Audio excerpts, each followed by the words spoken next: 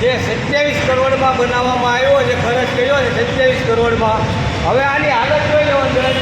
હવે આ જે મોડા પડ્યા છે એ કોઈ પણ વ્યક્તિ ટુ વ્હીલર કે અથવા કોઈ બેન એક્ટિવા લઈને નીકળે અને માથામાં પડ્યું અને જાનહાનિ થઈ તો એની જવાબદારી કોની લે છે?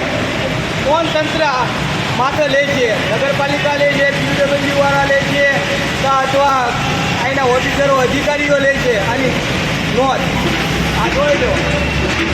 કોઈ પણ માથા પડ્યું તો આ મારા બચશે.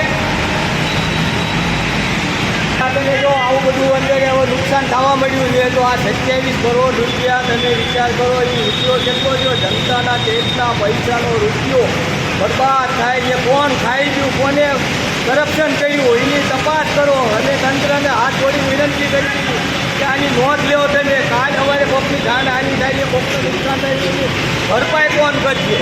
એની જવાબદારી કોની રહેશે?